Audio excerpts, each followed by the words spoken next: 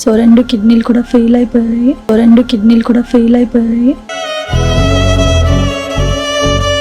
Sudden గా ఏమైంది? Hospital ఎందుకు రావాల్సి వచ్చింది? అయినా ఇక్కడ కాలు మళ్ళా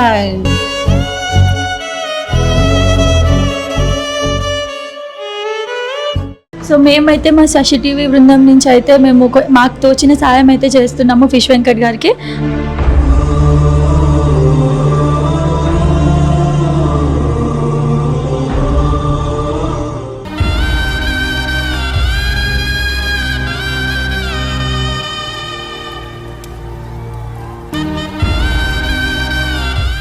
ప్రస్తుతం మనం ఆర్బీఎం హాస్పిటల్ దగ్గర అయితే ఉన్నాము. సో ఫిష్ వెంకట్ గారు అయితే ఇందులోనే అడ్మిట్ అయి ఉన్నారని చెప్పేసి మనందరం చూస్తున్నాం సోషల్ మీడియాలో.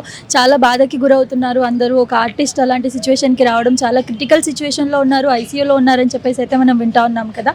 మరి ఒకసారి వెళ్ళి ఎలా ఉంది ఏంటి, ఐసీయూలో ఉన్నారు మరి, సో ఆయన ప్రాణానికి ఎలాంటి హాని లేకుండా ఉందా ఏంటి, అన్ని విషయాలు కూడా తెలుసుకుందాం. సో మేము ఇక్కడికి రాగానే మేము చూసింది ఏంటి అని అంటే ఫిష్ వెంకట్ గారికి మెంటల్గా ఎమోషనల్గా అయితే చాలా సపోర్ట్ చేస్తున్నారు వీళ్ళందరూ కూడా.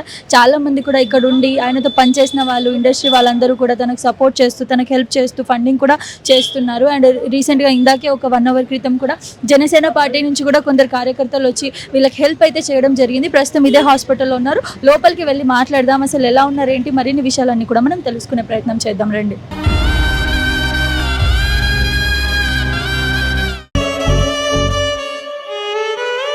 ప్రస్తుతం అయితే మనం హాస్పిటల్ లోపలికి వచ్చాము. సో ఇక్కడ ఫిష్ వెంకట్ గారు ఐసీయూలో ఉన్నారు.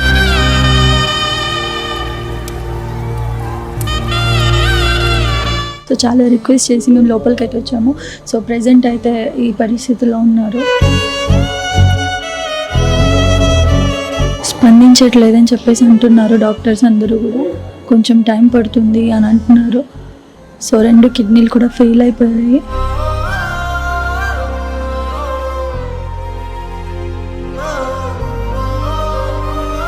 నమస్తే అమ్మా. ఎట్లుందమ్మా పరిస్థితి ప్రస్తుతం? డాక్టర్ ప్రస్తుతానికి కిడ్నీ మార్చుకోవాలని చెప్తున్నామా. మార్చుకుంటే 80% మన చేతికైనా అని చెప్తున్నాం. ఇప్పుడు కిడ్నీ గురించి ఏమో అది చేస్తున్నాం. అసలు ఏమైంది, ఎట్లా మళ్ళీ హాస్పిటల్? ఎందుకంటే ఇది వరకు కూడా ఆయన కొంచెం ప్రాబ్లంతో సఫర్ అయ్యిండు కదా, సడన్ గా ఏమైంది, హాస్పిటల్ ఎందుకు రావాల్సి వచ్చింది? అయినా ఇక్కడ కాలు మళ్ళా ఇన్ఫెక్షన్ ఇచ్చింది, పడి ఇన్ఫెక్షన్ వచ్చి అది కొంచెం బాగా అనేది పెరిగిపోయింది. ఆయాసం, దమ్ము ఇవి కూడా రావడం అయింది. అంటే నార్మల్ గా హాస్పిటల్ తీసుకొచ్చారా? క్రిటికల్ సిచ్యువేషన్ అయిపోయింది అప్పుడు? అసలు ఇంట్లో కొంచెం వారం రోజులు ఏం సరిగ్గా తింటలేడు, ఏం చేసినా మనిషి లావ్ అయిపోతుండు, బాత్రూమ్ పోతుండే ఏం పోతుండే మంచి మనిషి లావ్ అవుతుండు. ఇంత ఆధారం అయితే అసలే లేస్తున్నాడు. సరే పోనీ సోమ్య కన్నా తీసుకోదామని చెప్పి సోమ్య తీసుకుపోయినాం. అక్కడ షుగర్ తక్కువ ఉందమ్మా అని చెప్పారు. షుగర్ పెంచి ఇక్కడ నేను చూడలేను, ఎక్కడైనా తీసుకోవాలంటే మా పెద్ద బాబు తెలిసిన అని చెప్పి ఇక్కడ తీసుకొచ్చాం. ఇక్కడికి వచ్చిన డాక్టర్ 80% కిడ్నీ మార్చవలసిందే, మార్చలే కొంచెం ఏమైనా అవుతుంది అని చెప్పి. కిడ్నీ మార్చాలంటే మన దగ్గర అంత అమౌంట్ లేదమ్మా.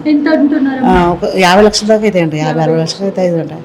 ఇప్పుడు ఒకవేళ నేను ఇల్లు అమ్ముకొని మైనం చూపించుకుందామన్నా ఇల్లు అమ్మినా నాకు అన్ని పైసలు రావు. ఇక నేను అందుకే మీడియా వాళ్ళకి ఏమంటున్నా అంటే ఒక సాయం చేయమని.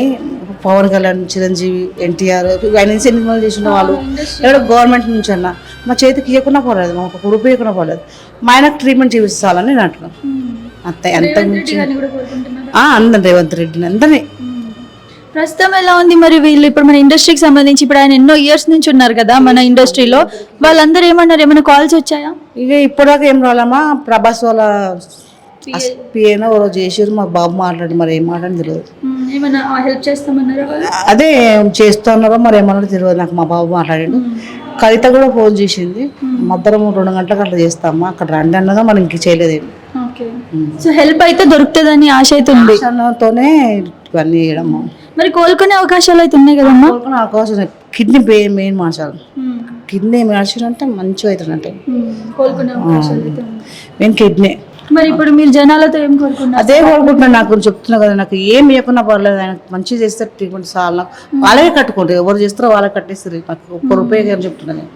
నేను చెప్పేది ఒకటే కోరుతున్నా, సినిమాల రిజిస్టర్లకి, గవర్నమెంట్కి, వాళ్ళనే ఆయనకే సాయం చేయమని చెప్తున్నాను.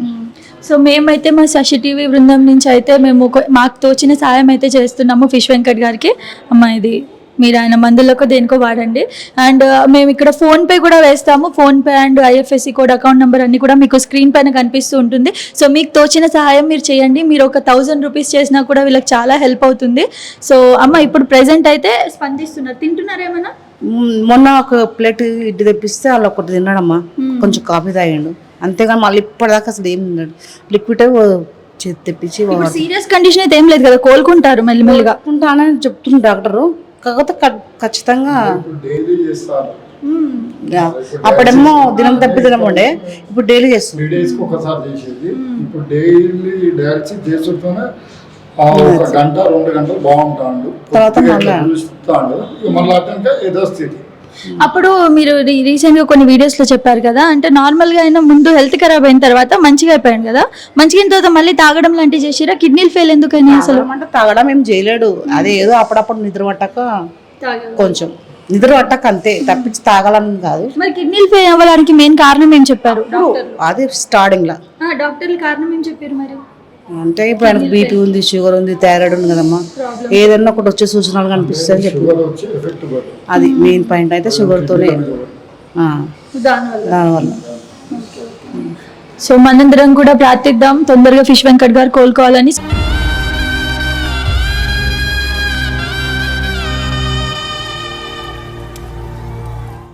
సో చూసాం కదా ఫిష్ వెంకట్ గారి పరిస్థితి అయితే చాలా క్రిటికల్గా ఉంది ప్రెజెంట్. ఆయన డయాలసిస్ చేస్తేనే స్పందిస్తున్నారంట, అది కూడా 1-2 hours స్పందించి మళ్ళీ నార్మల్ సిచ్యువేషన్కి వెళ్ళిపోతున్నారంట.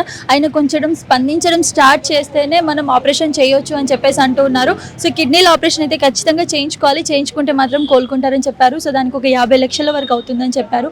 సో మీకు తోచిన సహాయం మీరు చేయండి. ఒకవేళ మీరు ఫిష్ వెంకట్ గారికి సహాయం చేయాలనుకుంటే కింద స్క్రోల్ అవుతున్న నెంబర్పై ఫోన్పే చేయండి, లేదా మా స్క్రీన్ పైన కనిపిస్తున్న నెంబర్కి అకౌంట్ నెంబర్ డీటెయిల్స్ అన్నీ కూడా ఉన్నాయి, వాటికి కూడా మీరు పంపించవచ్చు. ప్లీజ్ దయచేసి సహాయం చేయండి. మీరు పంపించే ఒక్కొక్క రూపాయి కూడా వాళ్ళకి చాలా విలువైనది. సో వాళ్ళకి ట్రీట్మెంట్కి సహాయపడుతుంది. ఖచ్చితంగా హెల్ప్ చేయండి. Thank you.